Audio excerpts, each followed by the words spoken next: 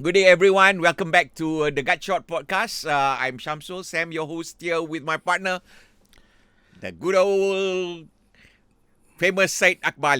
Thank you. Good morning. Good morning, everybody. So here we go. Today, we're going to bring you something interesting, which is what we want to tell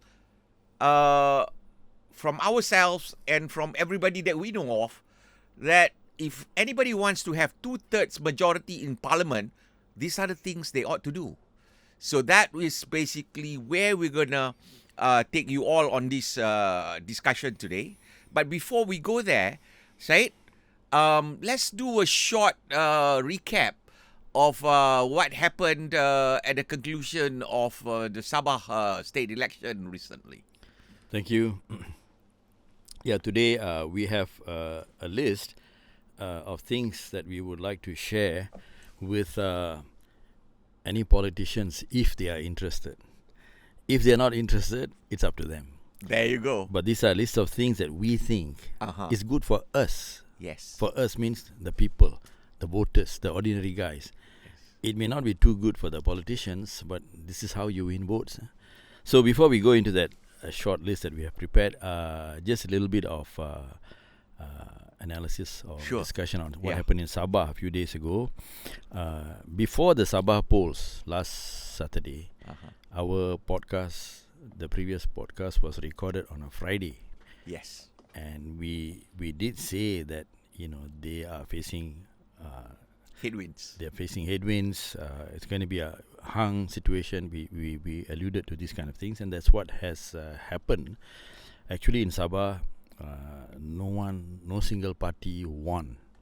The single largest party with 29 seats was GRS, not enough to form the government. So they had to patch together a coalition with smaller parties and the independents. They formed the government, I think, with like 40 seats. 37 is the minimum. They were able to assemble about 40. So they didn't win a substantial majority by themselves. And the ruling coalition members from Putrajaya, DAP, PKR and UMNO performed very poorly. DAP has been wiped out, as we all know. Yep. They contested 8 seats in Sabah and they got 0. PKR, I think they contested in 14 seats. They only won 1. That is a dismal performance. And that one candidate, the media says, he is what is known as a parachute candidate from GRS. I mean, he was previously GRS. He came in. So if you minus that GRS factor, basically it was a non-performance, total non-performance. And UMNO, or Barisan Nasional, they won 5, I think, out of 41. So very, very weak performance by this Malaya parties. So the Sabah parties have done very well, and not surprisingly, Warisan, which is a homegrown Sabah party, they won the highest number of absolute votes, more than GRS. They won only 25 seats, but the number of votes they got was 288,000. GRS is number 2, I think about 286,000, something like that. So in terms of total absolute votes secured, Warisan has done better than GRS.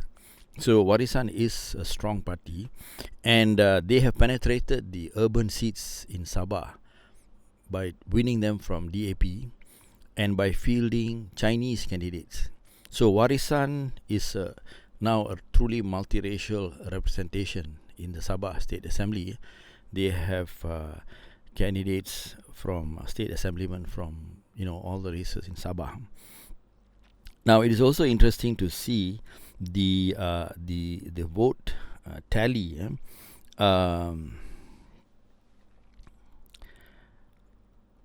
Warisan was able to secure 288,000 votes. The Pakatan Harapan, which is DAP and PKR, they only got 75,000 votes total, which is 1/4. Wow. Well, slightly more than a quarter. It's about a quarter of the votes which was won by Warisan. So you can see the unpopularity. 75,000 votes. That's an interesting analysis. It's only about a quarter. So that is, and this is a declining function. It's not really going down. And okay, the day after, what has happened in Sabah? Has anything changed? Are they looking forward to anything major and new?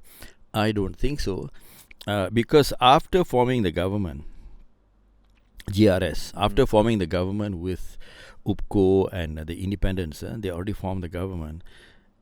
Suddenly, we find that UMNO has now teamed up again with GRS. One of the UMNO reps has now been given a cabinet position in the Sabah state government. This is coming after the famous announcement by UMNO before the elections. They had a media conference where they said, we will never cooperate with GRS. And everybody thumped the table in that press conference. All the UMNO members there were thumping the table that they are breaking off cooperation with GRS. But after the elections were over, they are now back in business. So remember, we discussed this in the earlier podcast. No matter what the outcome, the politicians come out on top. Like a cat that always lands on its feet. So there was some protest, even in GRS, that 12 GRS assemblymen protested. But then they solved the problem, the problem has been, didn't go beyond that. The 12 assemblymen were made assistant ministers in the Sabah cabinet. Right. They got 12 new assistant ministers without portfolio. So, whatever works. So at the end of the day, I think the politicians are happy, despite not being able to secure majority win, decisive win, despite losing. At the end of the day, the politicians always come out smiling. This is the situation. Well, they cobbled together the ruling coalition, and they all get back to their cushy little seats. I think it's back to business as usual, without having to dwell too much on what that means. Yeah. But they are happy. So just a final point about this issue. This DAP got wiped out. Basically, they lost all 8 seats. Now they are saying that they take full responsibility, and then they are saying that they are going to reinvent themselves and all that. I have a simple question for the DAP. Have you asked the voters why you didn't vote for me? What are you so upset about? That you gave us 8-0. I mean, completely 0. They lost. All the seats they lost. Why don't you go and ask the voters, hey, how come you all don't like us anymore? Instead of saying we are going to reinvent ourselves. Okay, go ahead and reinvent yourselves. But I think they should ask the voters, what is your beef? What are you upset about with us? I heard. I think like doing the taste test for Coca-Cola and Pepsi. Do you like A or do you like B? And just tell us in a few words why. It's as simple as that. Was I wrong? Is that, I mean, did someone mentioned that somebody in DAP was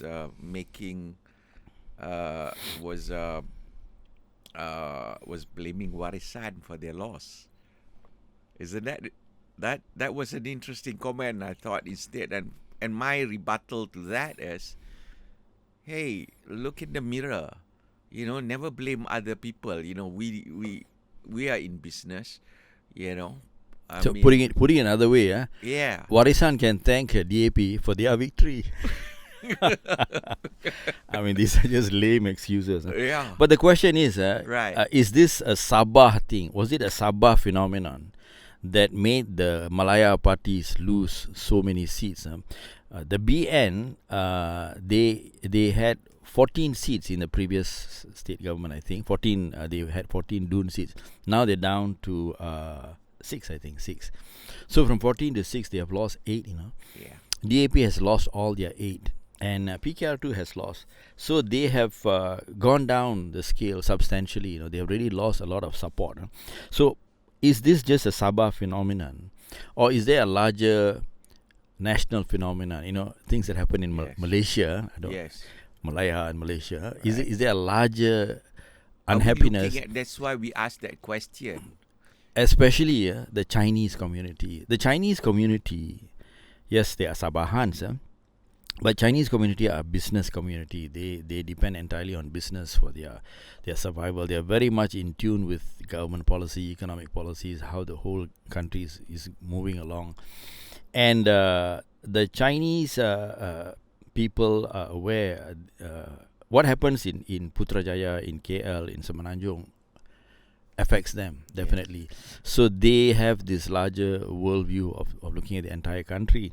I was looking at some of the social media comments, after the elections, and there was one article that went viral. I'm quite sure it was written by somebody from Sabah or Sarawak, and I'm quite sure it was a Chinese writer. He or she listed, because there was no name, he or she listed a bunch of things that they didn't like, and why the Chinese have voted with their feet. They did not vote for DAP. His focus was DAP, and also their support for Warisan. He said, the Chinese, they are aware of everything. They don't make a fuss. They don't kick up, they make a hoo-ha. But when it comes to voting, they show what is it that they don't like. And among the things he mentioned was, the issue of that Hindu temple in Masjid India that was shifted. Oh, yeah. That 130-year-old temple, and they had to move it, make way for a mosque, a masjid, and all that. I don't want to mention names. He mentioned that issue about the 130-year-old Hindu temple. It's a Hindu temple. And he also mentioned the story about that. Remember, there was one Indian girl, a student, who asked about one of her friends who scored high in school but was not able to get a entry into a medical faculty or something like that. And she was basically told to keep quiet and sit down. Yeah. And the excuse given was that if they start messing with the quota system into the entry into the universities, the PAS might take over. The Pakatan Harapan might lose the elections. But this guy pointed out that the quota system is still there, and the Pakatan Harapan has still lost in Sabah, I think. So it was interesting because these are national issues. These are issues. The Hindu temple is in KL, and the Indian girl, I think, also is in here. But these points were mentioned. I think Chinese are also worried if you can move a Hindu temple in KL, you can also move maybe a Chinese temple in the future. It's how you treat people.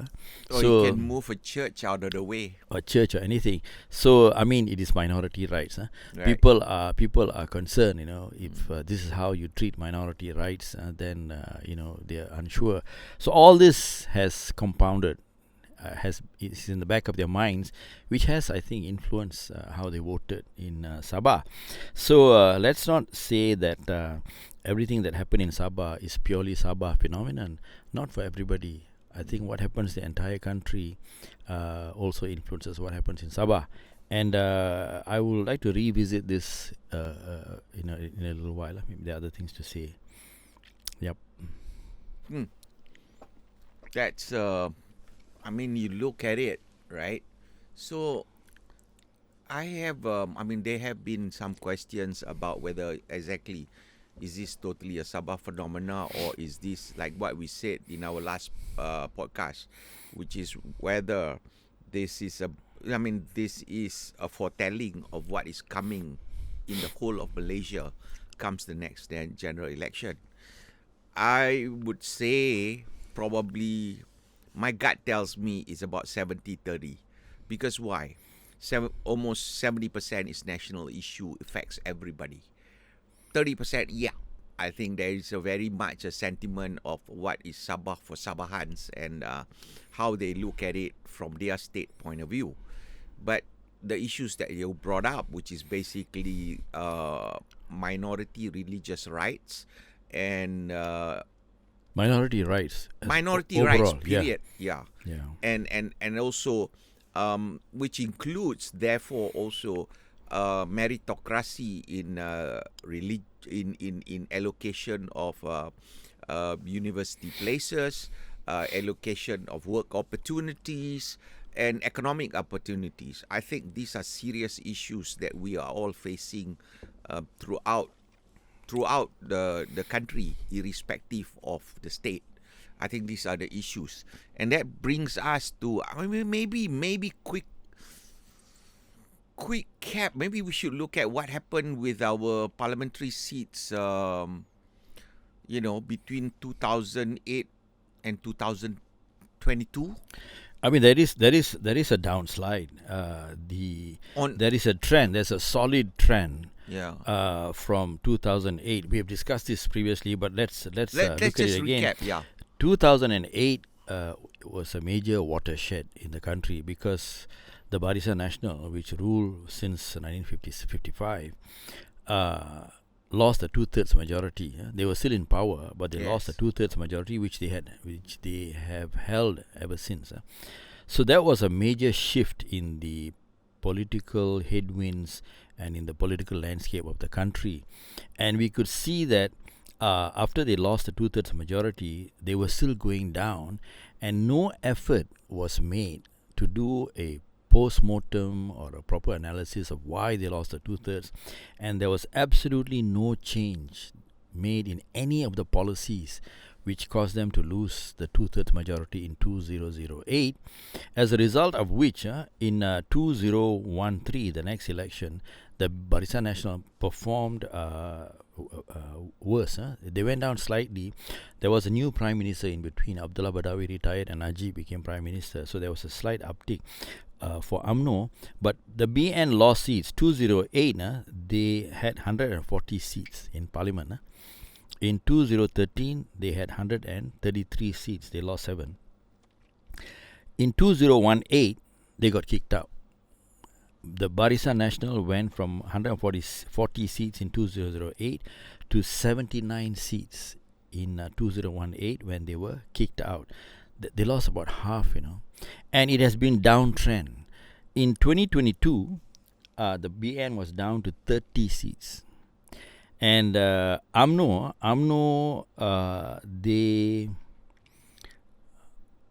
had 79 seats in 2008.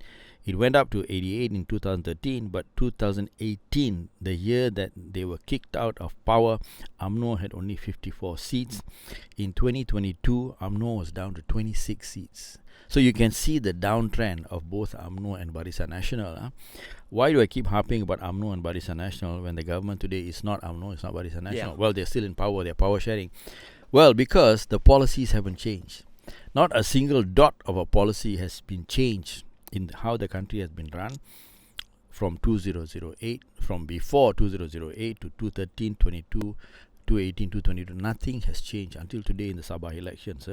So, like Einstein, was it Einstein who said, you cannot be doing the same thing over and over again, which has failed.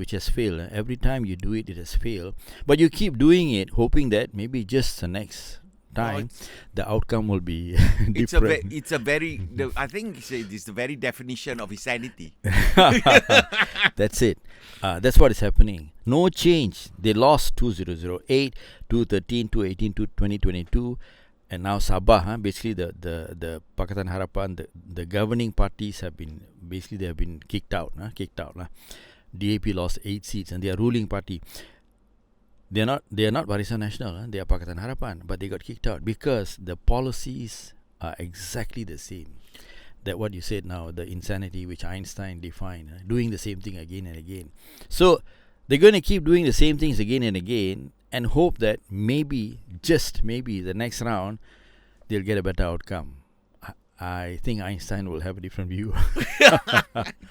But I mean, do we see from a party politics standpoint then, which I really not my game, but from a party politics standpoint, who gains from a political party Who gains from all these losses?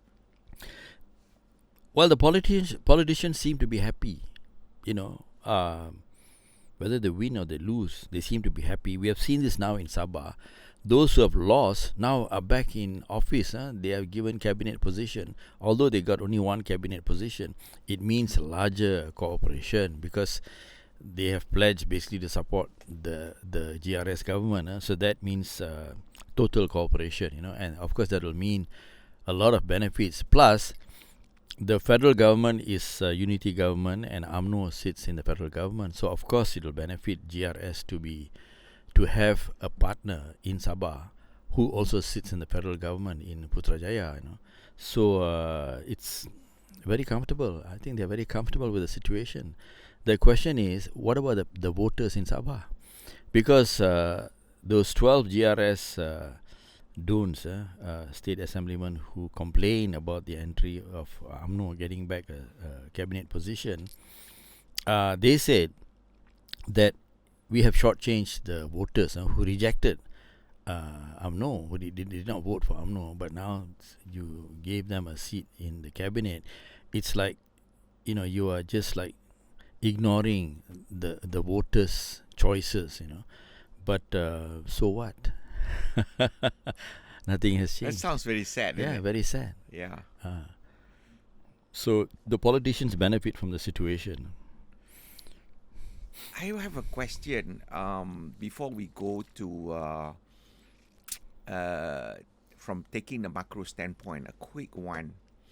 When we look at this whole point where the government is saying, like, if you don't vote for us, then you're looking at, Parti Islam as being the choice that's going to come into power, the religious people. The boogeyman. The boogeyman, yeah.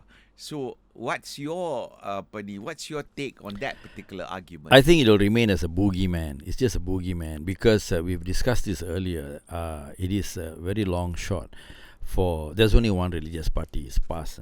It's a very long shot for them to actually get power at the federal level. It's going to be very difficult because the Malay vote, the Muslim vote is split. It's highly split, and the Muslim vote is about 50 to 60%. Bumiputra vote is more than that, but not all Bumiputras are Muslims in Sabah and Sarawak. Yes. So the actual Muslim vote is about 50 to 60%, and that vote is split, seriously split. So when you are so seriously split, you cannot form one bloc by yourself. It's difficult to form a government without the remaining half of the vote, which is non-Muslim in this country. So I think that's a long shot, but that's something that may or may not happen tomorrow. In the meantime, it's a good boogeyman. Oh, it's a very good boogeyman. You can use it every day. Yeah. The boogeyman is coming. Yeah. You see, to me, there's one more elections which I have to talk about, which gives a very strong indication of where things are going. 2022 was the last general elections. It was a hung parliament. Yep. 2018, the Barisan Nasional got kicked out. Then we had this revolving door of prime ministers, Dr. Mahathir and Tan Sri Mahidin and Ismail Sabri. It was a revolving door. And then we came to the 2022 polls. The 2022 polls, to me, are also very decisive because it is the first elections where post Barisan Nasional, post 61 years of Barisan Nasional, you would think that the new government, the reform government, the people who are bringing in change would have got their act together. They did not. So 2022 was a hung parliament. Nobody won 2022. But to me, after 2022, there were state elections in 6 states in 2023. About a year after the 2022 elections, there were state elections in Kedah, Kelantan, Terengganu, Penang, Selangor, and Negeri Sembilan. And to me, this is very telling about policy. And when you don't change policy, this is what happens. 6 states, they had a total of 245 seats available in the 6 states. UMNO won only 20. That's about less than 10%. Less than 10%. PKR won 26. That's slightly more than 10%. Slightly more, yeah. And DAP, they won 46, surprisingly. DAP was the best performer. DAP won 46 seats out of the 245. So that is a very dismal performance for UMNO and PKR. Even then, 2023, 6 state elections. So you can say that, again, these are state elections. So you can say that state elections usually focus on state issues. But when the results were so bad for UMNO, PKR and DAP over 6 states, it's actually national issues. All the people, the voters in Malaysia have the same frame of mind. They don't like what's going on. So that's why UMNO only won 20 seats, PKR 26 and DAP 46 in the state elections. And now they have done worse in the Sabah elections. DAP lost all their seats, PKR won only 1, and UMNO won only 5. So you can see the downtrend is continuing from 2022 general election, 2023 elections in 6 states, and now the Sabah election. Next, we're having elections in Malacca and one more place. You can see the it's a trend. It's a solid trend line downwards, downtrend for the ruling coalition now, the Putrajaya coalition now. It was the Barisan National Coalition before, also on a downtrend. They got kicked out. The same thing is happening to the coalition now, because regardless of who was in power, the policies haven't changed, which I hope we will discuss now, and we will make some suggestions for them. I have a point. I just crossed my mind as you were talking about it. It sort of remind me, because we are a small nation, right? So it sort of remind me this word about people saying all politics are local. The only problem with Malaysia is we are a small country. So if you take the whole state of Florida in America, that is the Peninsula Malaysia. And then if you take Sabah and Sarawak, that's like Texas, which they always say, we are we are Texans, right? And we are very different than anybody else. So Kelantan is Texas. Okay, there you go. Right? So if you think about it, the local issue, so to speak, is very much national. There is a sliver of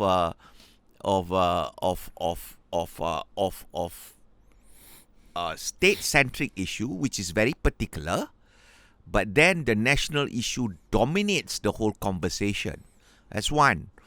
The second part is the quality of the candidate may be another issue that comes together with what we want to talk next, which is actually what started out when we say to everyone what we're going to talk today, is that this whole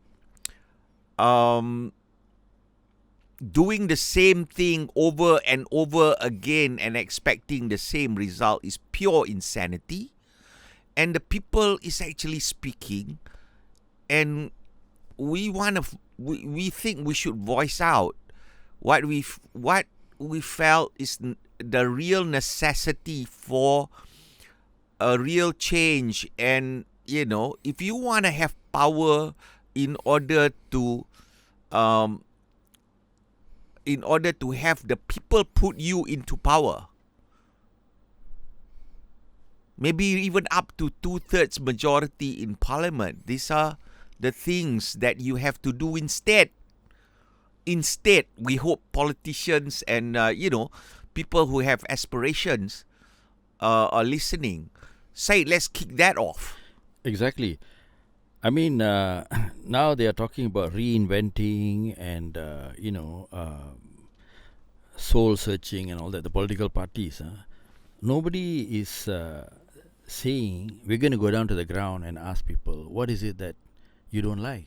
So, for example, if they ask that Indian girl, what is it that you don't like? The Indian girl who complained about getting her medical seat, her friend getting a medical seat, she would say the same thing.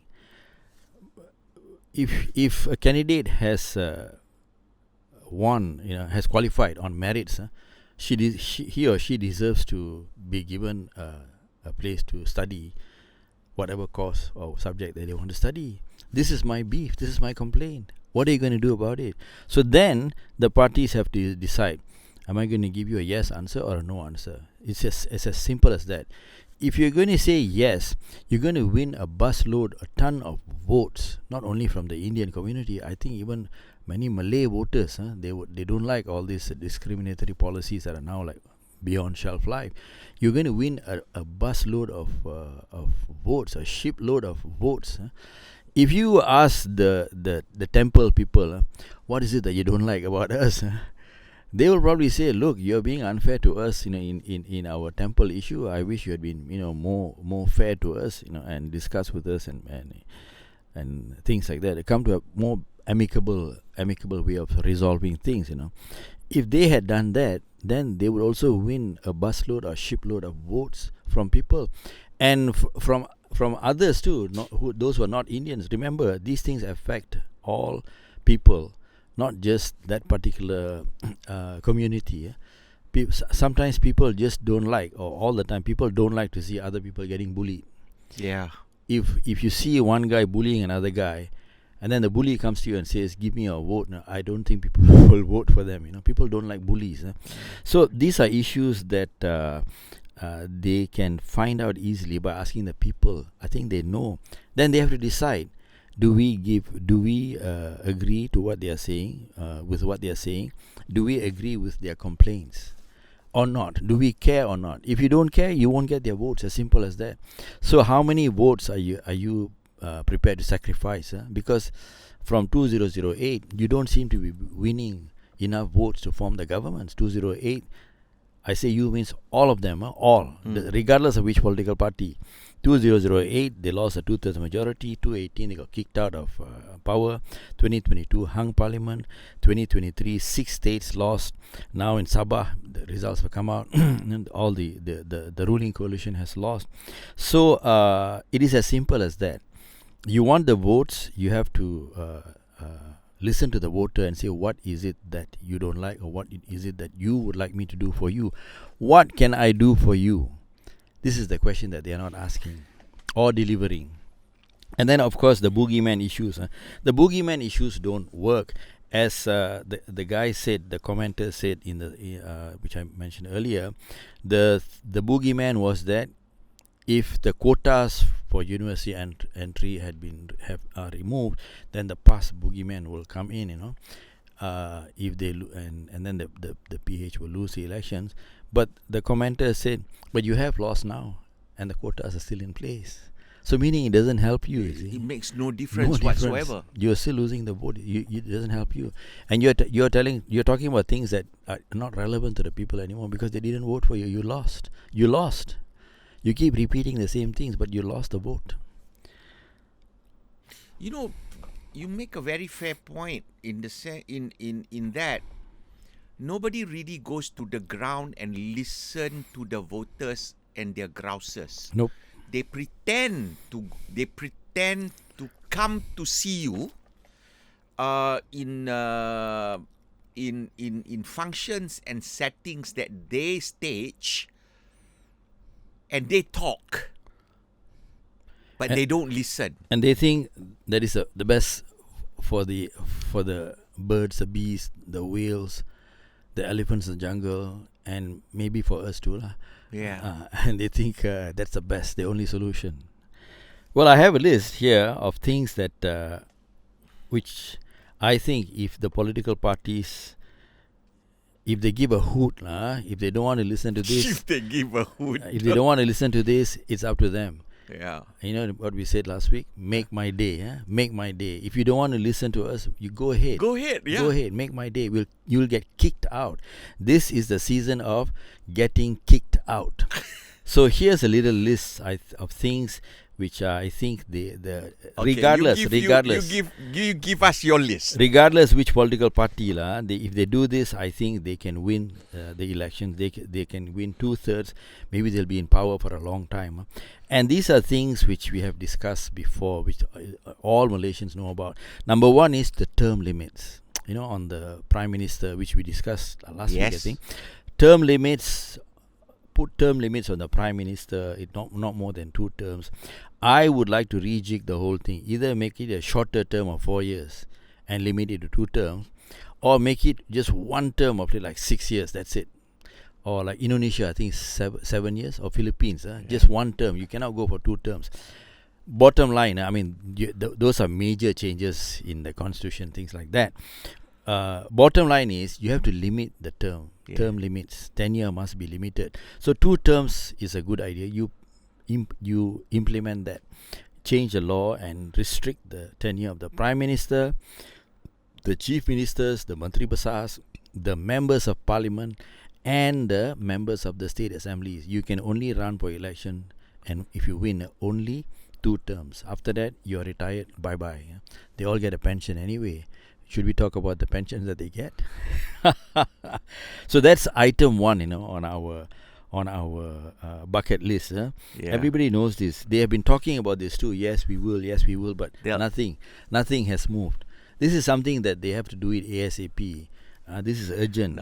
But I don't know whether they care or not, as I said. Well, can I say this? I think the way we're going to put this is not whether they care or not. I think this is what voters ought to be demanding. The whole thing need to switch from being what they should be doing to the point that we as voters should demand this from our elected representative, and if they don't do them, we shouldn't vote for them. So I think that's my way of thinking. But one thing, as you said, I agree with you. Term limit, Prime Minister 2 term. If you can't achieve shit in 2 terms, 8 years. If you're on any job for 8 years, you're rotting already. Okay, get out. I don't think any CEO should stay more than 8 years. We need the term limits because, as what is happening in Sabah now, they can always engineer the situation such that the cat always lands on its feet. Even when they lose, they can come back into government through coalition, through this, through that, all this horse trading, wheeling and dealing, and they're back in power. And the same guys are there. As there's a lady called Umi Hafillah, she once said, she's only slightly younger than me, I'm 65. Since she was in school, the same faces are in our politics, which is true. We have people in politics in this country who have been around for the last 30, 40, 50 years. So it's unchanging. The same people are around. So it's high time we put term limits on also members of parliament. I agree. State assemblies. I agree. Because not every member of parliament becomes a cabinet minister or a prime minister. But you don't want to have the same fellow in that place for 10, 20 years and 30 years and so on. We have to put term limits. So I think if someone can do this, if the political parties can take this up as their platform and implement it, they will win votes, or at least they will stop losing votes. So with that, number 2 on my wish list or bucket list is what also we discussed last week, the freedom of speech and freedom of thought. We have to abolish things like the Sedition Act. We have to redo the MCMC Act, the outdated things like the Printing Presses Act. All this have to be rejigged or abolished or just reworded all the way through to free up the space for speech, free speech. Amend the defamation laws, which we spoke about last week, the libel and slander laws, and I think we should not. The bottom line is, do not criminalize speech. Yeah. I mean, if somebody shouts fire inside the movie theatre, okay, that's the wrong thing to do. But we already have laws which handle that kind of situation. But beyond that, we should not criminalize freedom of thought, speech, and thinking. Worst case, make it a compoundable offence, like parking your car on the yellow line. You park your car on the yellow line, you don't go to jail. It's not a criminal act. You just go and pay that compound and don't do it again. So if you want to, control for whatever reason, thinking and speech, it should not be criminalized. It should be the worst case a demeanor. No, I go more than you, to be honest with you. I mean, I think there must be a high bar for defamation, okay? And it then becomes a civil matter, all right? Because why? If you disallow freedom of speech, which is basically freedom for you to articulate your thoughts, then you basically bar people from making any criticism whatsoever, and you are the one who determines what I am going to say or how I'm going to be able to frame my argument. I posit that the whole issue is very much must be allowed in the public sphere, so that it becomes it's just become like a trading of goods and services. It's a place where you trade ideas. It's a place where you trade opinion. If my opinion is right, or if my opinion gets more support, so be it. Why are you scared of it? Right? Argue against it. So bottom line, the people are tired about all these really archaic and old, outdated laws. And this is how you lose votes. If the politicians are concerned at all about whether they win or lose the elections, these are among the reasons why you lose votes. If you free up the space and allow freedom of speech and thought, and make this again your platform, you are going to win votes, and you will stop losing votes. But if you don't make these changes, make my day. Make my day again. You're going to get kicked out. Yeah. You're going to get kicked out. Yeah. We're fed up of all this crap. Fella puts a comment on Facebook and then he's arrested and shows up in court. Some unknown, I don't know, young guy says something. Okay lah, he said it. So arrest him and bring him to court and charge and all kinds of. This is rubbish. We're tired about all this rubbish. It's intimidation. It is basically intimidation of your populace. So if you want to lose elections, go ahead. Yeah. Please. To me, another thing said about this whole point about freedom, going out and making it a platform on your manifesto that we are going to allow people to say whatever they want. That will signal to the voters and to the people that we are brave. We are brave leadership. It has to be. We can fight on ideas. We are not scared of ideas. It has to be specific. They must abolish the Sedition Act. They must abolish or seriously amend those sections of the MCMC Act. The Sharia criminal enactments on this religious publications, there are some. And then the Printing Press Acts, etc. All this has to either abolish completely, or you really have to rewrite it and hack it down to a tiny shadow of what it is now. We really don't need this, and this is what is also costing them votes. They don't seem to realize this. If I can say this and you are aware of it, there are other people who also feel the same way. Yeah. They don't care. So that's two. We spoke earlier about the banking system. We seriously need liberalization and not deregulation. Don't get me wrong. Liberalization and deregulation are two different things. I'm an ex-banker. I always feel that we need tight regulations. You need strong regulation, monitoring and control. But But at the same time, you need to liberalize the banking system. We have to put back the banking system to what it was before the consolidation of the banks prior to 2000. We need the finance companies, the credit leasing companies. We need all kinds of financial institutions. We need big banks, small banks. Personally, if I have the chance, I like to set up a housing bank. Just focusing on housing mortgages. They had it in the States. It worked well until. There's a strong requirement for this kind of banking. We need to create a vibrant and pervasive banking system throughout the country. We definitely need more banks. Now we are stuck with the oligopoly kind of banking system. It's almost like a cartel. Your choices are really limited, and every other bank offers the same thing because there's so few of them. They follow each other. That is called cartel behavior. Even though there may not be a cartel, but because there's so few of them, why should one bank do more than what the other bank is offering?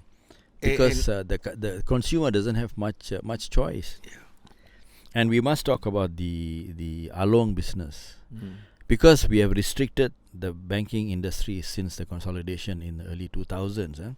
You find that since then there has been this huge growth, proliferation, huge growth, explosive growth in the loan shark business, the alongs. Everywhere you go, you can still see their numbers stuck on the lampposts and all kinds of places. They send you WhatsApp, they send you notifications, they drop notes in your mailbox saying that if you want a quick loan, you can call us here and there. Why are they able to do this? All these things cost money because there is a huge demand for loan sharks for the along business, because the banking system does not provide easy credit to a large sector of our economy, the ordinary people, especially the small and medium industries, the ordinary person at home. They are short of cash. They do not have access to easy credit or to bank credit, which is more structured and more disciplined. So they have no choice. They go to the along. You can buy, even without a job, if you have an identification card, you can buy a TV or a refrigerator from some appliance shop, and they have a link to the loan sharks. So whatever you buy, you can order a refrigerator. It'll be delivered to your house in a couple of hours, and then they are linked to these loan sharks who provide financing, and then you pay them over the next a year, 2 years, or whatever.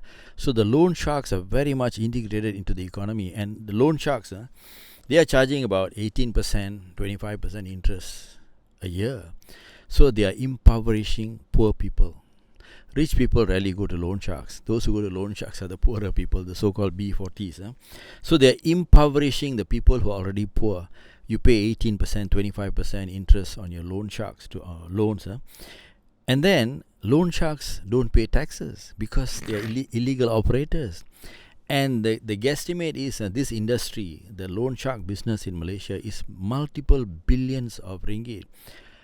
I knew a guy who is a business consultant who was hired by one of these outfits to plan their operation like a professional banking outfit. They had like office with computers and proper accounting systems and everything, but it was a loan shark business. That is the level of their sophistication and their presence in the economy. There is a vacuum in the economy which the loan sharks have filled in because the banking system has been constrained. Banking has been constrained to these few oligopoly banks, who, I don't know. So the loan sharks have stepped in, and the loan sharks, it's a multi-billion ringgit business, and they don't pay taxes. So at both ends we are losing. The government is losing revenue, and the public is getting poorer. The poor are getting poorer when they borrow money from the loan sharks. You can solve this whole problem by just liberalizing the banking sector. You put it back to what it was in the 1980s and 90s when we had really strong growth rates. The moment the banking consolidation came in the 2000s, you find that our growth has been sluggish. We are doing this 5% plus minus ever since then. We don't get 8%, 9% anymore, which we used to have in the 80s and 90s. So if you do this, if you free up the banking system, liberalize it, let as many banks as let anyone who has the capital and the capacity, if they want to run a bank, go ahead, or a finance company or a credit leasing company or whatever. Just let them do it. They will find their own niche in the economy, and who will benefit? The consumer. The consumer will benefit, and I think this will translate into votes. The unhappiness should go down. I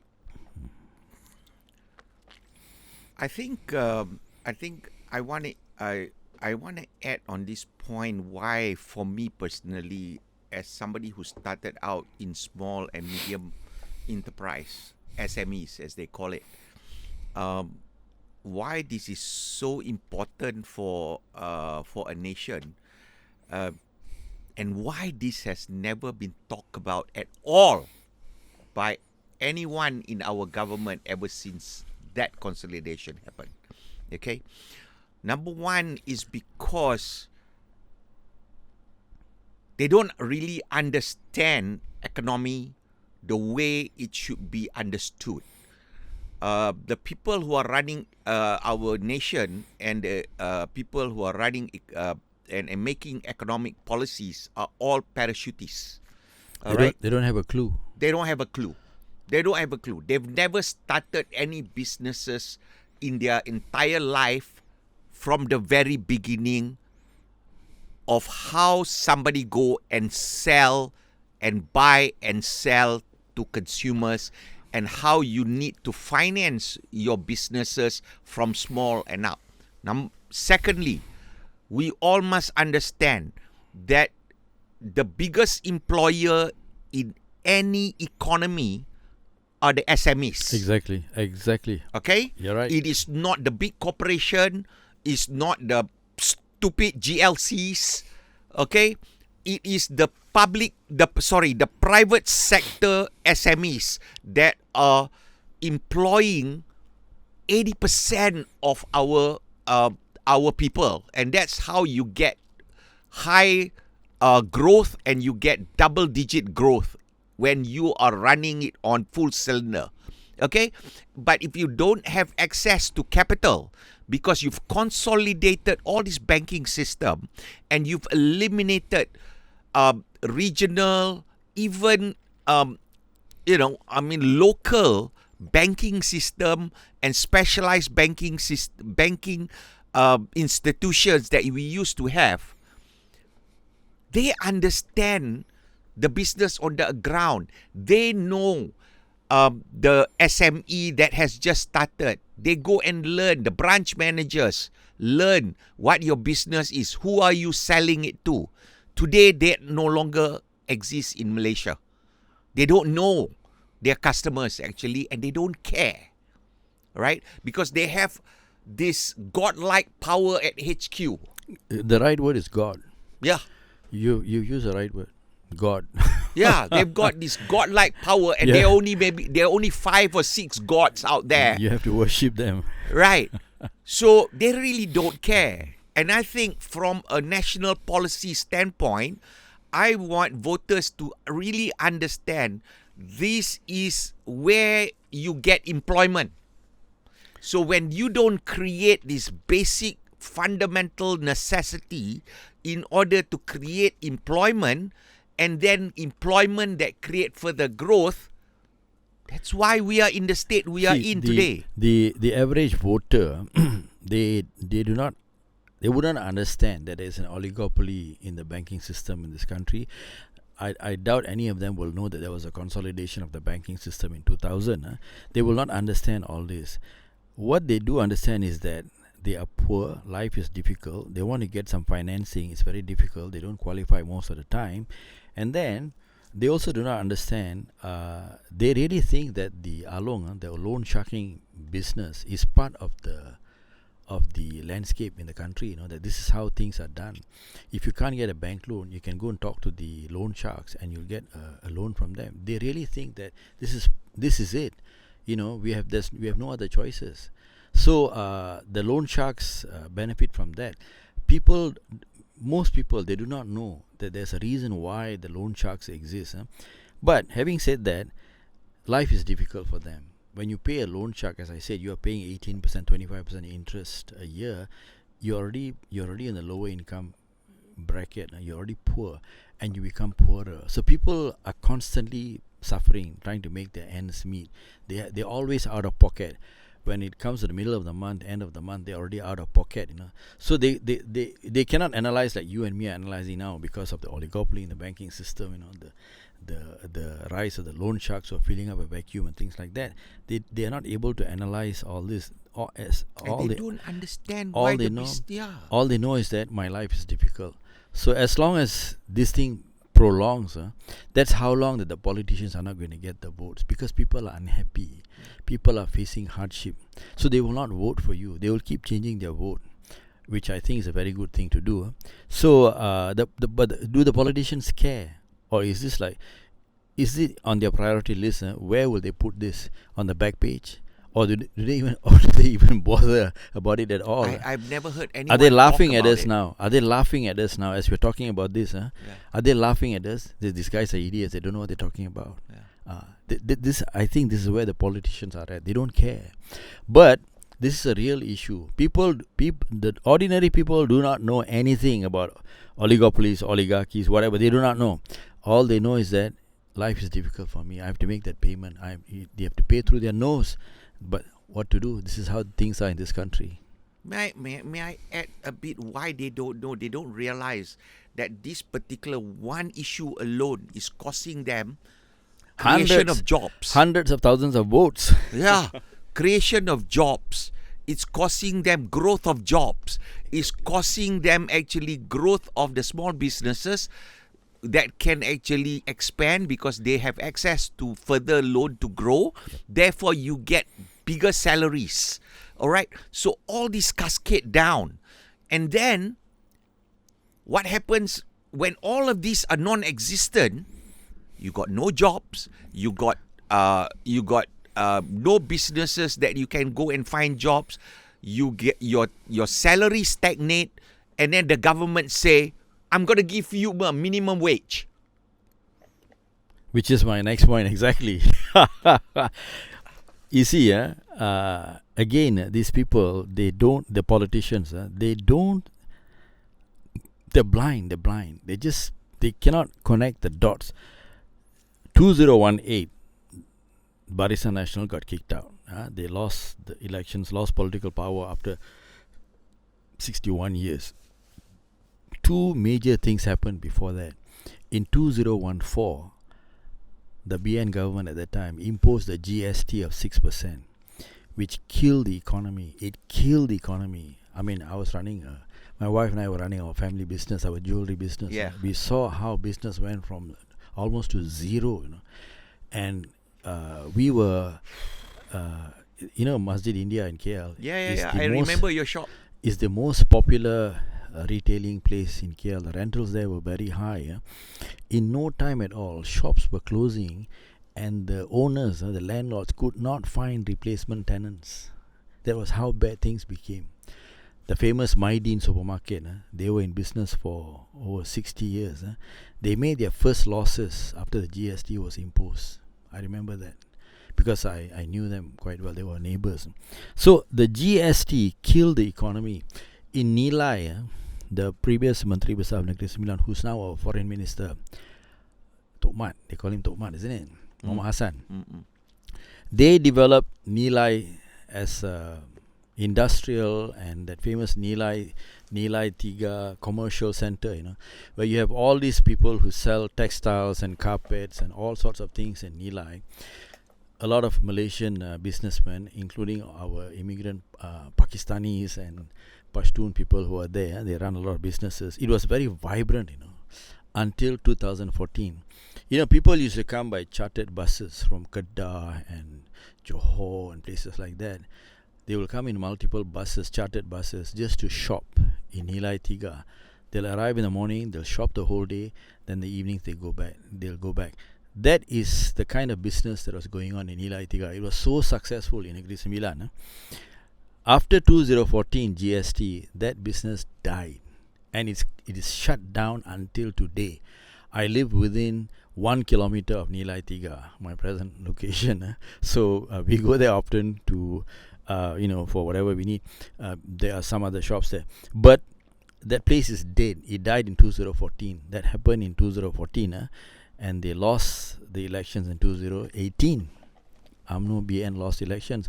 1 year before 2014, 2013, they imposed the minimum wages. The first minimum wage was set at 900 ringgit. When the average wages in KL for people who work in shops was around 600 to 700 ringgit at that time. This is 2013. It was a significant jump to 900 ringgit. Now, minimum wages always imply a certain rate of unemployment. In the United States, they had minimum wages in 1938. Since then, there is always, they call it a natural rate of unemployment of between 3 to 5%. Because you mentioned SMEs. SMEs are the largest employers of workforce. Any economy. Workers, any economy. And the moment there are minimum wages, SMEs usually start off as mom and pop, small businesses.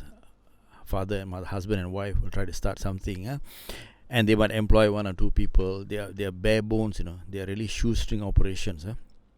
The moment you have minimum wages, they will stop. They cannot afford to employ people anymore. It just has to be a husband and wife, or maybe father and son, or whatever in a family business.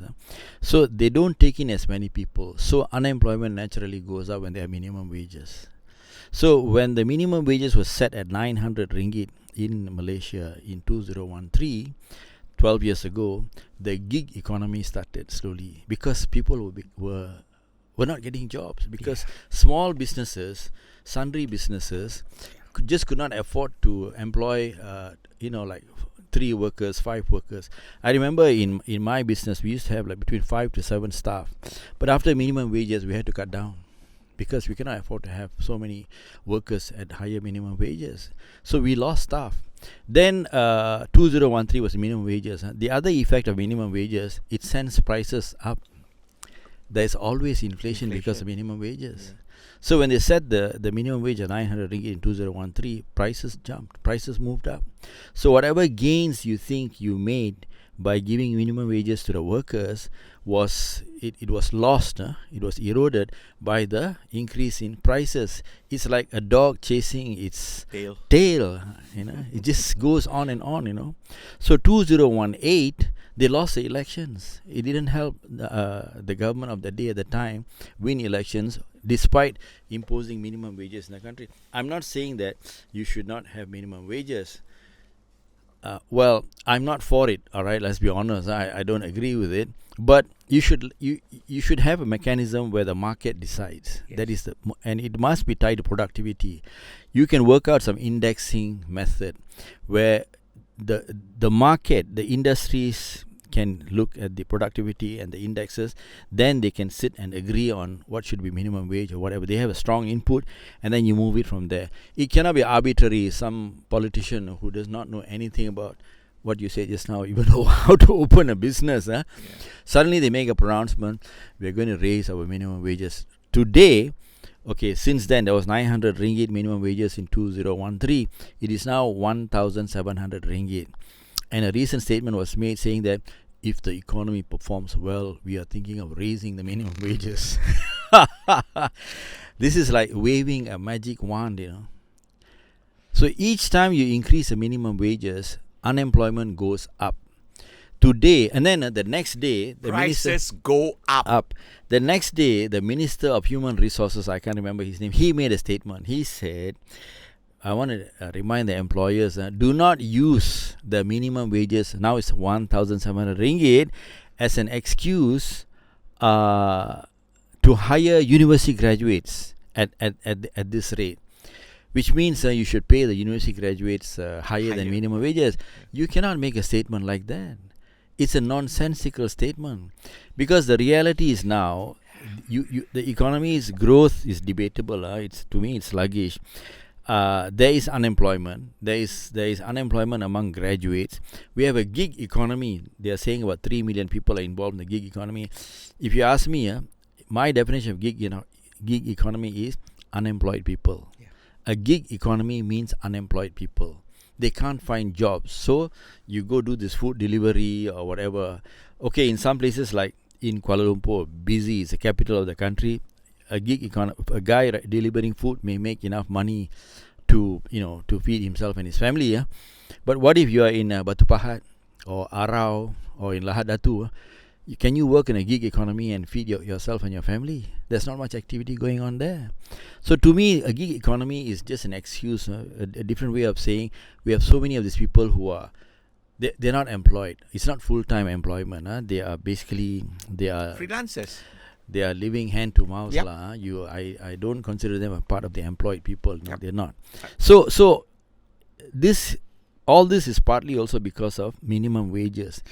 Every time you increase the minimum wages, it creates unemployment because not every business can afford to employ as many workers when their minimum wages keeps going up. And now at 1,700 ringgit, because of the existing unemployment in the economy and the fact that university graduates cannot find jobs as easily, many of them are willing to work at minimum wages. That's why the minister made that comment. So when a university graduate is willing to work at 1,700 ringgit, where do you put that school leaver, that Form 5 graduate, the SPM leaver? What minimum wages are they going to get if the degree holders and diploma holders are willing to work at 1,700 ringgit? So they end up in the gig economy. A lot of graduates also in the gig economy, delivering food, delivering this and that, delivering parcels at night. So it's a dog chasing its tail situation, this minimum wages, and now somebody proudly announced that a GLC, very proudly they said, their minimum wage is 3,100 ringgit. I went like I'm sorry. I know where you're coming. I want to laugh at it. You are a corporate man. You run a business. You hire workers. Minimum wage 3,100 ringgit.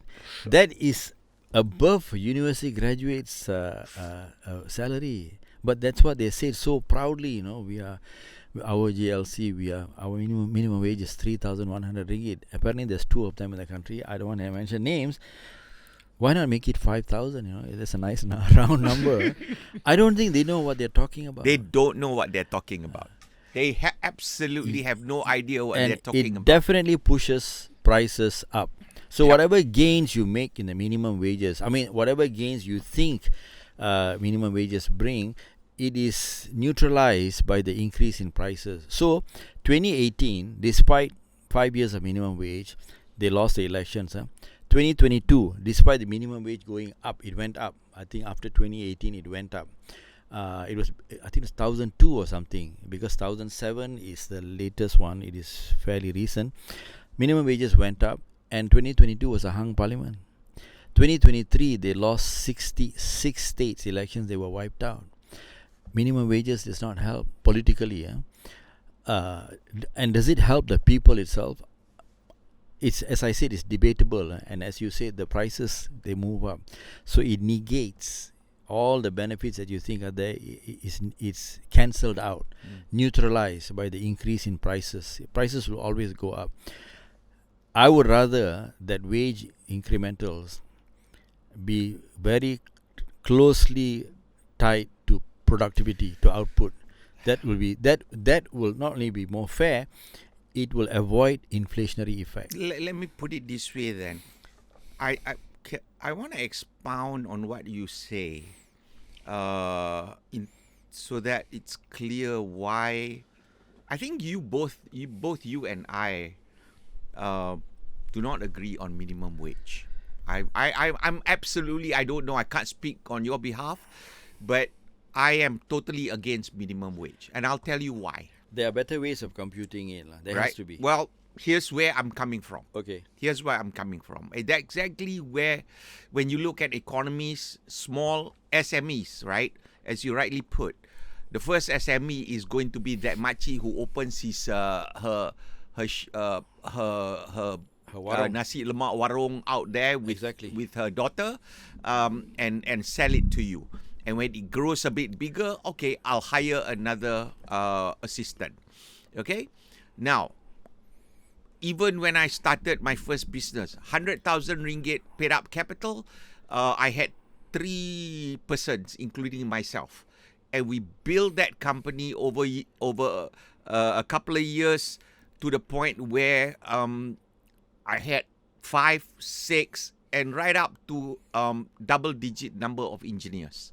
Now, what I always tell, and I think this is a reflection of market capitalism and actually how the market works in terms of economic growth and for people to get jobs and eliminate practically a gig economy, okay, is actually quite straightforward. Is that when businesses are allowed to grow without with the financial support, because I had financial support from my branch at that particular time, and they were very close and tried to understand the business I was trying to build. Okay. What branch? The bank. Okay. The banking branch. Right. Okay. So this was before the consolidation. Before the consolidation. So the branch manager know me personally, come to my office, understand what I was doing, looking at my customer base, looking at what and understand my business and say, I will help you. Literally, I remember Mr. Tan. I will help you, he says. Okay? And we built the company slowly, right? And the salaries of the staff increases. Yes, it will. Productivity. I don't need, and it had nothing to do with a minimum wage. Okay? And it's a very simple philosophy. I always tell this. I mean, not every bosses are going to be like me, but I was very recognizable. I recognize this economic reality. If my staff has become so good, but my business cannot catch up in terms of his or her capability that I pay to what she's worth, I tell them, you should leave me. Because they can easily find a job that pays them double that I can pay. And I'm not going to be holding them back. I want them to actually be better at what they do, expand their growth, and move on from because as they say, the fish has grown bigger than the pond, right? And that's how economies should work. And if you deregulate businesses on how they can grow, you liberalize the banking system and provide them the funding that they can grow. You don't have businesses that have to compete with these oligopolies and GLCs that have advantages against us, normal business people. Taxpayers' money. And they are using taxpayers' money. They are getting preferential against you, against us citizens, against your taxpayers. You pay corporate taxes, and they take that money and then fund your competitor and compete against you and put you out of business. Right, and then they proudly say, "I can now pay a minimum wage that is astronomical." That doesn't make sense from an economic standpoint. And then when they put you out of business, of course you don't pay taxes anymore if you're out of business. Yeah. Then their tax revenue goes down. Yeah. So they are basically shooting themselves in the foot. Oh, they're shooting all of us in the foot. Actually, ladies and gentlemen, what is happening in this country is that we have policymakers who have no iota of understanding of basic economics 101. You're right, I agree there. And every few years, they come up with these newfangled ideas that actually has killed their chances at winning the elections, The GST killed the Barisan Nasional in 2014, and the economy is still recovering from the GST and the minimum wages too. It has caused a lot of chaos and unhappiness in the country, the way how it was implemented.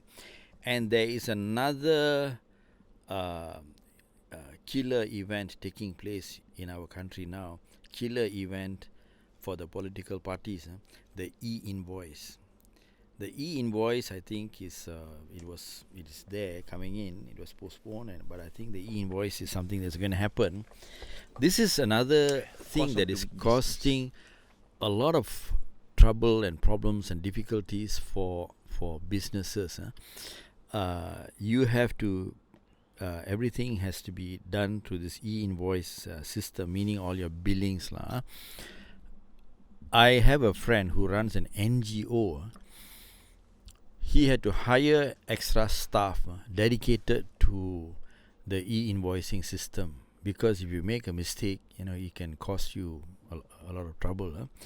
They had to hire the services of an accountant to sit with them and walk them through this system of E-Invoicing and how to maintain records properly, your accounting records. So they had basically a consultant to assist them and to walk them through to how to set up the system in their computer in their office. So this costs money, and then you have to stick to it. As I said, he hired extra staff just to handle this E-Invoicing, and this is an NGO. They're not really a business, but I mean they have funds in and out. When you that's a non-profit organization. But can you imagine the difficulties that businesses are going to face? And why did they think up this E-Invoice thingy, and why is the government so bent on implementing the E-Invoice? Is to benefit them.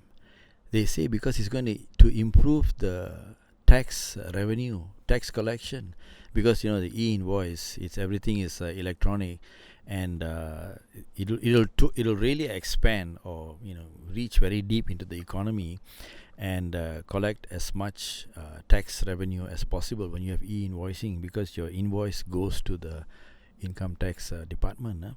So it is to benefit the government's tax collection, but at whose expense? At whose discomfort? Who has to bear the cost of this, maintaining the E-Invoicing system in their office, in their business, in their shops? It is the business people at more cost, the higher cost of doing business, so that the government thinks that they can increase their revenue collection. And then there are penalties. If you don't do it right, you make a mistake or whatever, the E-Invoice, the maximum fine, I think, is about 20,000 ringgit. Is that right? Yeah. The maximum fine can go up to 20,000 ringgit or 6 months jail. So you're a businessman. You're an oil and gas man. You go to work in the morning and you want to, do your oil and gas contracts. So you prepare this invoice in your system. You made a mistake, you go to jail.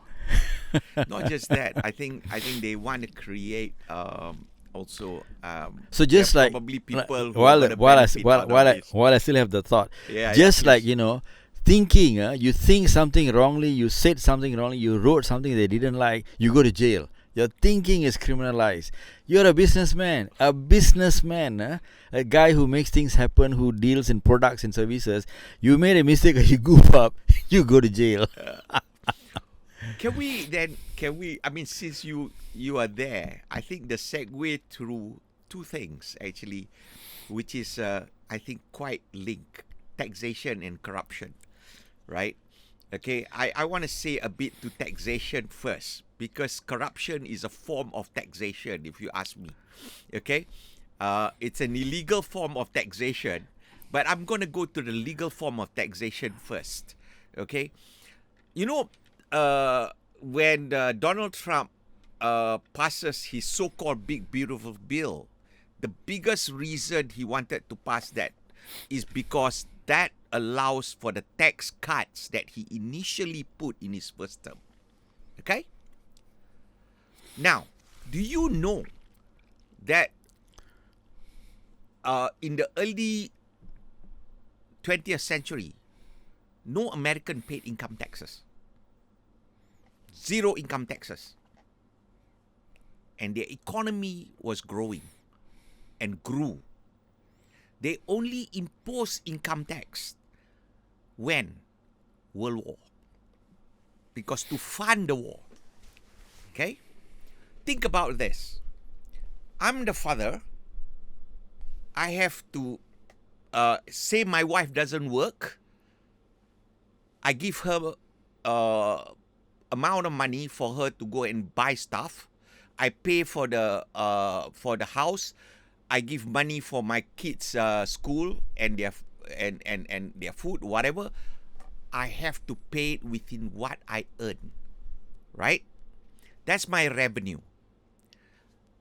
Ladies and gentlemen, that revenue from the government is what they get from taxes. Taxes can come from various forms, okay? So, you are now already taxed on your income. You earn. The company that hires you are taxed on their revenue. And that revenue and the profit that they earn then goes to your tax, to your salary, and then you pay tax. Okay? Now you get that money, you go and buy stuff, they tax you some more. Every time you buy something, they tax you some more. Okay? We are a net exporter of oil and gas. And they tax you some more. My question is very simple. If I was the Prime Minister of Malaysia, okay? You know what I would do for you guys? I would cut the income tax by 50%. And I guarantee you guys, I will see double-digit growth in Malaysia by next year. Guaranteed. Okay? So I am pissed off with respect to when people talk about every year the budget and talking about increasing taxes, taxing some more. What does that tell you? That tells you that I, as the father, have to go and actually take money from somebody else, go and do, and taking money from other people, because my salary, I cannot cover to actually give my wife money to go and buy grocery, this one. I do not know how to discipline myself. That's what pisses me off when people talk about taxes. We need to rethink what it means to pay taxes. That means your government does not have the ability to discipline itself to live within its own means. That is a major problem. But exactly the point. Huh? And then they tell us what, buddy? The IGP himself, I believe last year, mentioned, if I'm not mistaken, right, that the identified leakage of corruption is nothing less than around 40 billion annually. That's a lot of money. Our money. But that is identified. Okay, we are talking about how to win the elections. So how do you? Huh? That's one way. So that's another way. I'm just saying. So in 2014, after the GST, they lost the elections. Yep. So now with the e-invoicing, do they expect to win the elections? I don't think so. I don't think so. This is a major earthquake. So I believe that the recent voting in Sabah, where the Chinese community, I want to repeat, the Chinese business community, Chinese are in business, they rejected the Malaya parties, the ruling coalition. They rejected. I think these are also the reasons, that this e-invoicing is coming in. It's going to make cost of business more higher. It's going to make business more difficult for them, and it is criminalizing their business. Yeah. Just instead of every morning get up and go to work and do your business, now potentially if you made a mistake in your e-invoicing, you can be hit with a up to 20,000 ringgit fine, and you can go to jail for 6 months. So going to work, okay, you goofed up at your work, at your e-invoicing, you can go to jail. So these are the kind of silly legislation incentivize which causes them, the political parties, to lose hundreds of thousands of votes. I think the GST in 2014 cost the Barisan Nasional millions of votes, or at least hundreds of thousands of votes. We were all totally pissed because businesses, we paid for it. We paid for this, and the same reason was given. We need the GST to increase the tax base of the government to their benefit at our expense. At our expense. At our expense. Yes. The same thing is happening now, to their benefit at our expense. And now you are saying the IGP said we lost 40 billion. That is through all the usual third world kind of leakages and corruption and this and that, yeah. So we are paying for all that. We have to pay for that. Those what the IGP said, for those basically corrupt behavior, we have to carry the burden on our shoulder. And if you're not willing to carry enough burden, we can get hit with fines and jails. We become the bad people. We become the bad guys. So by doing this, these people who are really thick in the head, they're really thick in the head. They feel that I'm going to do this to all of you guys, and then you are going to vote for me. Yeah. They really don't understand basics. So they've lost hundreds of thousands of votes or millions of votes when the GST was imposed. Now this e-invoice is going to cost them votes too. And the Chinese community will be the first ones because they are the ones who are most involved in business. They know how difficult it's going to be for them. So this is going to cost the politicians votes.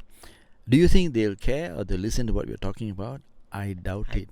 Because what we said earlier, they do not understand.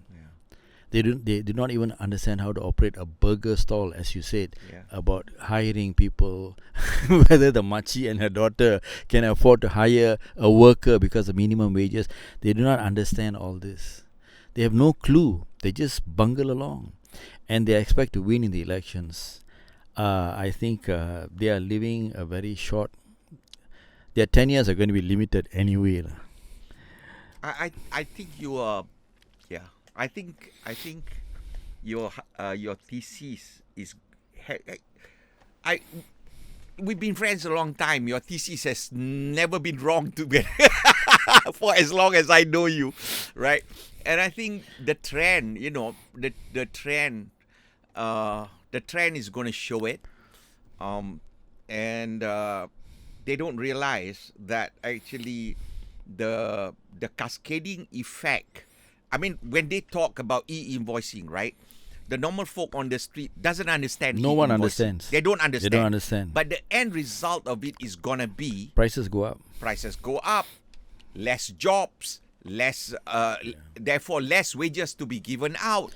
Okay. More unhappiness. Yeah. Less votes. Less votes. That's all. It goes like that. The degree is about 3 degrees of freedom. It's all connected. They can't connect the dots. The politicians cannot connect the dots. Yep. I'm just thinking to myself, you know what flashed to my mind when you were talking about that? I across the street from my from my place, there's a burger shop, not a burger shop, a burger store, warung. A burger okay. truck. Oh, truck, okay. Yeah, doing smash burger, that started out like three young kids, and they, over the last 3 years, they've got a truck now, shiny truck that cost them a few 100,000 plus ringgit, right? They've got like in total almost like 5 people working. They're doing very well. Imagine 1,700 ringgit minimum wage. I'm just thinking to myself, how much is that burger gonna cost me? Right? So this is what people in power doesn't realize, how they're going to lose our votes. Yep. And while we are talking about high prices and things becoming unaffordable, we have to repeat our message on the price of motor vehicles in the country. Cars, prices of cars and vans and everything. We are still among the highest in the world, And now there's a bit of hoo-ha going on in the country as we speak about the price of electric vehicles, because there is a a bottom.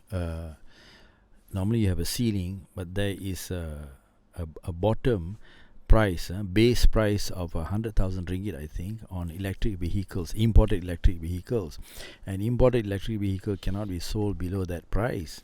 So now we have the local EVs are coming in the market. They are priced below 100. So of course they have an advantage.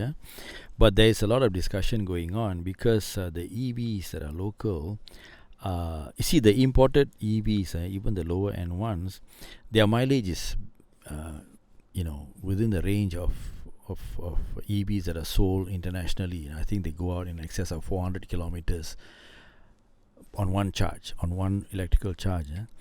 So whether the local EVs can match those imported ones for that price, it's always about price and basically how big is your engine.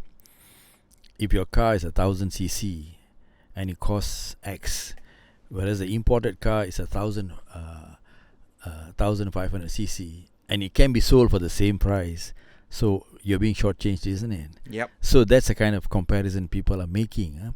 But all these things can go away if you do not impose these restrictions and taxes and limits on prices of imported EVs and all that. Just like the prices of imported cars, petrol-driven cars, which as you know, they are so expensive. Imported cars are taxed very highly, and their price in Malaysia is very much higher compared to the world market prices.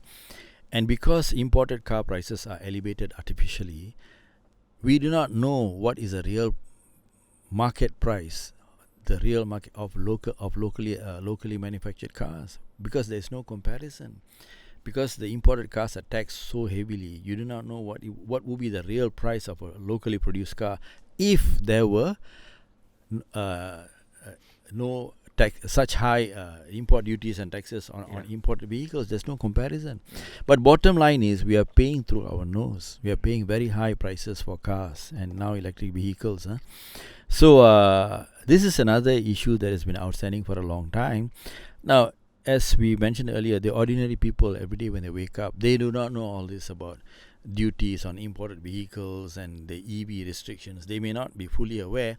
What they do know is that I have to pay X amount every year for my car loan, and I have to pay for 5 years, and it's taking up easily 20% of my monthly paycheck. And if you're in the B40 group, that percentage is higher.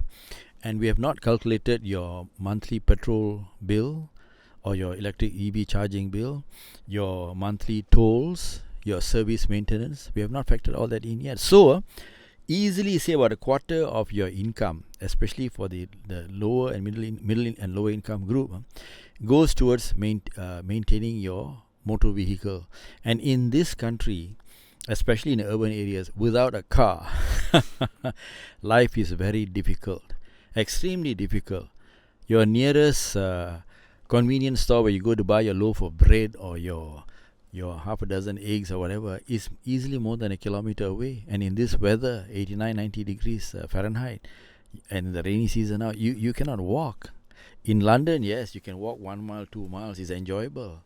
In New York or Chicago, beautiful places to walk. Wind is blowing all the time. It's cool. Not in Malaysia. You need a car. So life is difficult because of these silly policies. We want to develop our own local car industry. Therefore, we have to put is basically a protectionist barriers. Tariffs. Now the whole world is aware of tariffs. We put such high tariffs on imported vehicles. Now it's a tariff on electric vehicles imported. So the price of cars has gone up, which makes life difficult. People have been talking about this, but somehow the politicians cannot understand. If we're talking about how to win the 2/3 majority in parliament, if the politicians are listening to us now, and tomorrow they decide that we're going to do something about this and drastically cut the import duties and all these charges and levies and APs on imported vehicles, all sorts, electric vehicles or petrol driven or whatever, so that the prices of cars in the country goes down to more reflect world market prices, they will not lose the elections. They will win votes. But the question is, will they listen? So this is the thing. These are important issues, which somehow they don't seem to understand. I don't know how much revenue they get from all these duties on imported vehicles, such that the government will go bust without it. Is that what is going to happen? If they lower, because if you lower the price of cars, economic activity will pick up. There'll be more cars, more transportation, more mobility in the country. When there's more mobility and transportation costs drop, other economic activity will pick up. And that's when, along with when you cut all these taxes and whatnot, and actually close down all the loss-making GLC or the unproductive GLC, and that get filled up by the private sector that is competitive, you can reduce all this subsidized manpower in your government machinery and your GLCs to go into the private sector. So Exactly. Employment becomes competitive. The taxpayer are not subsidizing loss-making entities and unproductive administrative mechanism. I mean, you think about it. For one civil servant, that for any, don't talk about all loss-making GLCs or unproductive GLCs that are subsidized. Do you know, as voters, what you are doing? You are paying their taxes. Do you know? You are also paying their taxes. Yep. They are not paying taxes. You are paying their taxes. That's right. Exactly. So you are double taxed, huh? It's a non-stop payment. We just have to keep paying. And let's talk about the toll roads, because we pay for the toll roads. Let's go. I did some checking on Google. The first tolls started in 1982. Did you know that? That's 43 years ago. Right. The Seremban stretch, 1982. For 43 years, we've been paying tolls. And some of the toll concessions have been renewed and extended. They go out until 2050s or something like beyond 2050s, So you're going to have close to about 80 years, 100 years of tolls eventually in this country, which is insane, really insane. How can you be collecting taxes for 43 years? Can I ask a question? Tolls. How can you collect tolls for 43 years? I want to ask you the question on that Seremban toll you mentioned.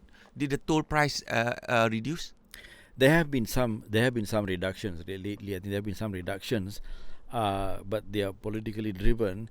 But this reducing tolls has got a catch to it, which we do not know fully. Do you know that sometimes during festive occasions like the Hari Raya break and the Christmas holidays, Chinese New Year, they'll announce that for the next 3 days, no toll? Right. That's not true, We don't pay. The government they pays. collect. The toll operator collects compensation. Actually, we pay, because when the government pays, it's taxpayer money. It's taxpayers' funds. Yeah. That's why you still go through the toll gate, and they still click your car as you go through the toll gate. Your car is noted, the count. There's a tally count, and then they will claim from the government. We don't pay out of our pocket, but we pay through the government. There is compensation. There's no free lunch. Yeah. So they get their pound of flesh. Yes. Yeah. So these toll roads have been going on. The question is, for how many more years? It's becoming ridiculous. I don't see how financially they can justify such a long tenure for the toll collection. Of course, they say that they have added an extra lane, they have done some renovation, built an extra bridge, I do not know, built a new tunnel or whatever.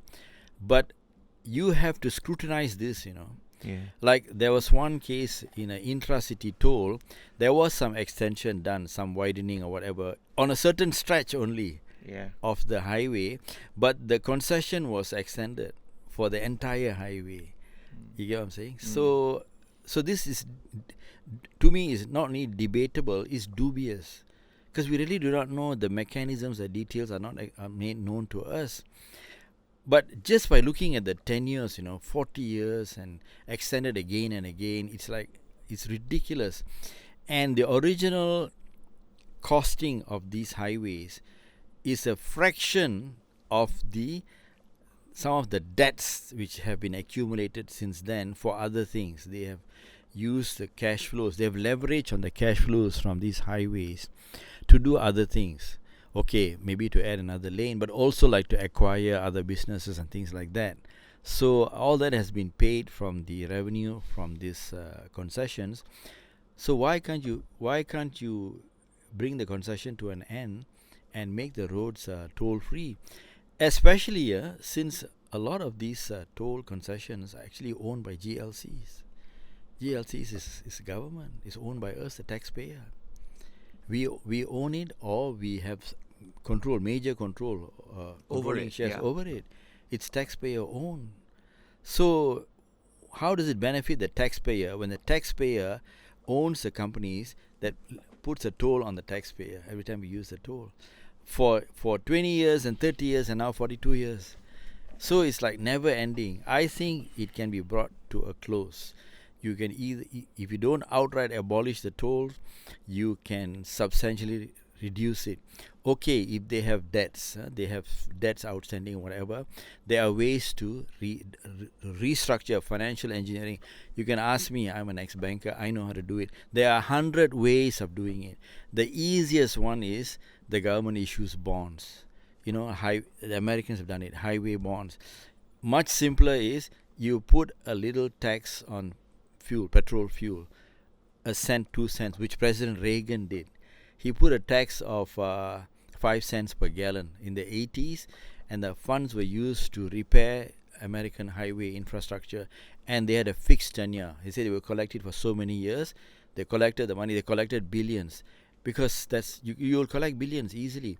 And then they used it to refurbish their highway system, and then that came to an end. So the people accepted it because you could see that there's a fixed tenure and it's only a certain cents per gallon in the US.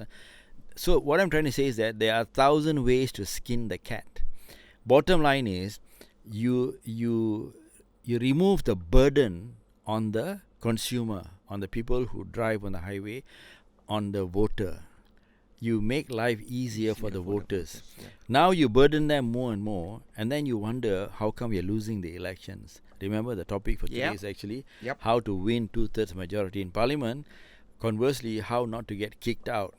So if they can solve this toll issue, which is now is becoming chronic, because it's going on for decades now. It's no more years, decades. The first concessions have all expired. Now it's like, because usually concessions go like 20, 25 years. They're now into like extensions with no end in sight. This is also going to cost them more and more votes. They're not going to win elections anymore as long as they have things like this in the country. You remove this, you abolish this, or you substantially slash it down, cut it down, they may be able to win a bit more votes. So this is another thing that politicians want to take a note of. Either you get kicked out, or either you help the people, or you get kicked out. The choice is like, it's come down to that. That's it. We actually have, I think, an economic welfare system for those in power and those connected to power. It's a welfare system. Welfare for the rich. Yep. And the normal folks that have to work hard to make a living are the one being taxed. Yes. Left, right, and center. Being sucked dry. Yep. We are. It's a huge burden they have put on the shoulders of ordinary people. The rich, the wealthier you become, your consumption is about the same as anybody. In the morning you're going to have your cup of coffee and your bread or your nasi lemak or whatever, just like anybody else. But if you're making a few million ringgit a year versus a fellow who's barely making minimum wages a month, the percentage of your expenses for sustenance as a proportion of your total income is negligible. It's negligible. Well, I am not against people being rich. Let me put it that No, way. neither am I. Yeah, because why? And not just that, because why? We need the rich people that make money in the right way Correct. to be able to reinvest that money into businesses that employs people. Yeah. Now, without rich people, you can't have jobs and employment and can't. business. You need them. Yeah, and you need them to also, like you just said, we need this money to be pooled to provide regional financing, small business financing to spur growth. So I think we've come to a point where it boggles my mind going on this conversation now, coming to almost 2 hours. Yeah, it's almost right. That we can go on another hour, to be honest with you guys, right? Because there's so much that is that could easily be done for governing this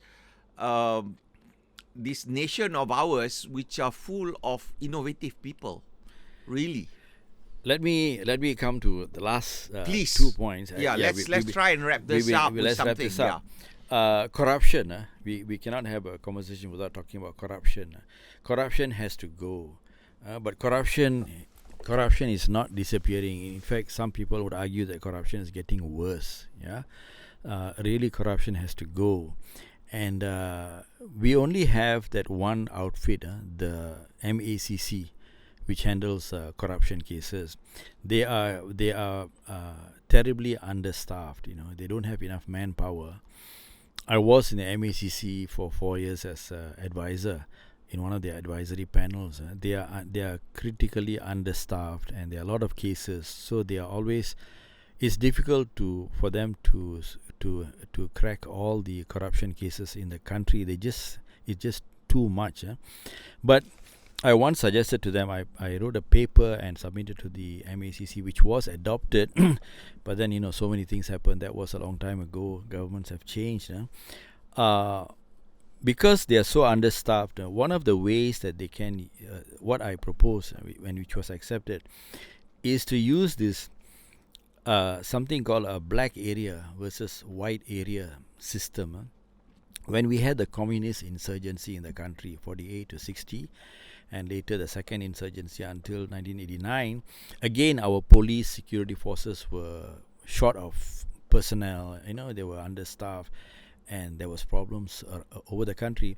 So what they would do is that they would identify hotspots, which have a lot of insurgent activity, and then that would be designated black area. So once you got a black area, they focus on that. So they'll send in, not only they send in the troops with the guns and machine guns and shooting everybody, but they will also do things like send in the Ministry of Social Welfare to see how they can help the people there, Ministry of Health to help with health issues, malaria eradication, and then send in Ministry of Education will go in and check on the schools, that there's no infiltration into the school system, that kind of thing. It was a holistic approach, and they would sit on it until that black area became white, and sometimes they would put a time frame on it. So this is, you focus on hotspots. So if you identify major hotspots in an area and you focus on them and you solve the issue, you find that the overall the weaknesses or the sickness in that area, the infection will go down. In the same way, not the entire police department is corrupted. Police statistically receive the greatest number of complaints of corruption against police. We all know this has come out in the press. But not the entire police is corrupted. Always in any police district or police area, there's a particular department or a particular part of the organization that suffers more corruption than others. I don't like to say point fingers, but it's always like that.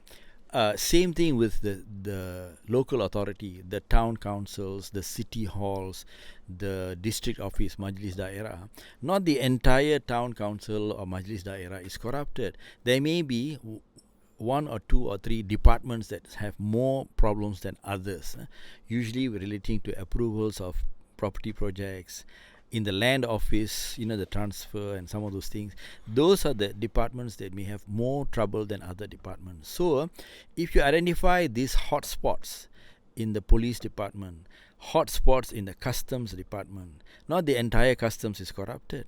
Usually the corruption happens at the entry points to the country, the ports, airports, around harbour. That's where some problems lie. So you focus on the hotspots. You devote resources to hotspots. Identify the hotspots. Supposing in a city council or city hall, a particular department is identified as being suffering a lot of issues. You focus on them. You put people there. You make changes. You may arrest people, or you may transfer people out. Rejig the workflow so that there's less room for interpretation, misinterpretation. Those are the things that cause corruption. And you focus. So you designate them as hotspots and black areas, and then you work on them until they are white. So this saves a lot of time and manpower, and it produces results. Because the moment you erase one hotspot, you can rest assured other smaller hotspots around there will disappear by themselves. So always go for the big guys and get rid of them. So this is one method. I hope they will focus on this. Again, do the politicians really want to do this? I don't know. And my final point is this. I think this is to me, this is the most exciting point I want to share. If the politicians want to win 2/3 majority, you do this, I think you will win 2/3 majority. We need the system of, when Donald Trump there was the assassination attempt against President Donald Trump before the elections, where the bullet grazed his ear. Pennsylvania. That is Butler, Pennsylvania. The Congress, United States Congress, within days, I think, they immediately had a congressional hearing, a congressional committee. They summoned the chief of the Secret Service, a lady, and they grilled her because it was a total failure of the security cordon around the candidate. He was a candidate at the time. There was a total failure of the security cordon around him, which basically they could, it put him in great danger.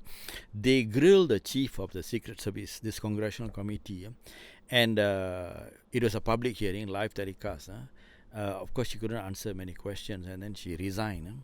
So we need to have something like that in this country. We need a report card system for main players in the country, in the government service. For example, the IGP. The IGP is a very important person in this country who can... The Inspector General of Police. He can win or lose thousands of votes for the politician. They don't realize this, How the IGP does his job can cost them a lot of votes. Either they can win votes or they can lose votes. Because these are people who are high profile and they perform a very important job in the country.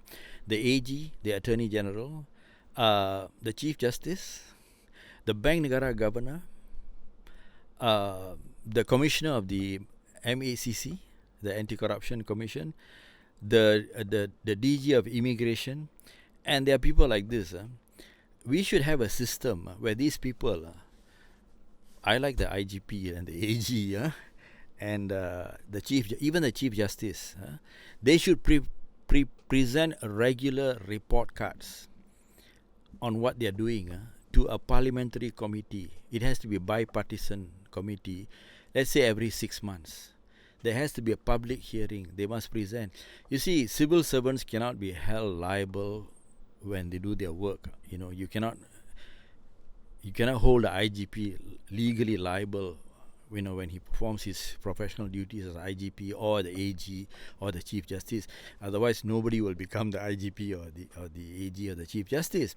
But there's no harm in getting them to come and present a report card every 6 months to a parliamentary committee, bipartisan, which is made known to the public, where they can be questioned on the progress of their work, the things that they have done, any issues that crop up along the way. it is not legally binding on them, neither can it be used against them, but it's just a report card. So I think if we to keep them on their toes. But you know what? In the subcommittee, in those committee hearings in America, there's one provision that is that you cannot do for whoever come and testify with their so-called report card or when they're grilled. Lying to the committee is a they can go to jail. Yeah, you go to jail. That's a crime. Yes. So what is critical is that. So that gives a lot of incentive for you. What is critical is that if you're a crooked person, I mean someone who works in the government service, what you're saying, the fellow who goes and lies. If you're a crooked person in the police force, a high official, or in the Attorney General's chambers, or in the justice system, if you know that every 6 months you have to go to a parliamentary committee and present a report card in front of the whole world, I think you will make sure that you keep your nose clean, that you do your job properly, your pencil is sharpened, and your rulers are straight. You wouldn't want to go in front of a parliamentary committee and say something silly, and then it comes back and bites you. Bite you in the ass. In the ass. So we need this system. Yeah. This report card system. Yeah. All these critical people in the country. There's not many of them. As I say, the IGP, the AG, the governor of the central bank. I would like to question if in Parliament, the governor of the central bank to answer things like, where are the interest rates now? Are they high? Are they low? Can you justify? Where is the currency now? Tell us what is your monetary policy, just to educate the public, and most important, that they can be questioned by the elected representatives of the people. Yeah. So just like in Malay, they say your ears can become red when you people question you, is to put them. Make them accountable in the course of doing their work every day, because these are extremely critical positions in the system of governance that we have in this country. These are very, very important people. The Chief Justice. Well, they do that also for cabinet ministers. Cabinet ministers have their cabinet meeting, and of course they answer more frequently to the press, but they are politicians. These are civil servants. Yeah, I agree with you. These are civil servants is one thing, who take orders from the politicians. But the in America, actually, including, you will have the Secretary of Commerce having to testify, or the Secretary of Treasury having to testify to Congress, which we don't do. We don't do. Yeah. So if, let's say you're a crooked guy, let's talk about crooked guys. You're a crooked guy, you say you're in the police. You're a crooked guy in the police and you're happily being crooked. Do you really want to become the IGP? Because you know that every 6 months you must go and you'll get scrutinized in public by a parliamentary committee. So at the end of the day, only the guy who is an honest cop, who is professional, who keeps his nose clean, and who's committed, these are the guys who will go up the system and become the chief. And they won't be afraid of going and addressing any committee. They won't be afraid of talking to any parliamentary committee, or even having to discuss their work, present their report card in public in front of TV cameras. They will not be afraid. The system will clean itself up. Right now, we don't have this. We don't have that check and balance. We don't have this. The word is check and balance. Yeah. All right. So if they do all this, let's give me a clue. I think if they do all this, they can win the elections. They can even win a 2/3 majority. If they do not do all this, my view, this is my view, my personal opinion, but I don't think I'm too far off from what people think. If you ignore all this, they're going to be bungling along. These politicians are going to lose more votes. At the next election is a Malacca election, and I think about it, late next year or the year after, we're going to have our next general election. They're going to get kicked out. The catchphrase now is they're going to get kicked out. That's what happened in Sabah a few days ago, and this will keep happening because they are not delivering to the people. They seem to be happy with what they are. with where they are, they seem to be benefiting with their situation. Win or lose, they come out landing on their feet and they are happy. But the people are not. So either buckle up, and deliver to the people, or the people will kick you out. On that note, I think, I think the trend is there to be seen, and we will be.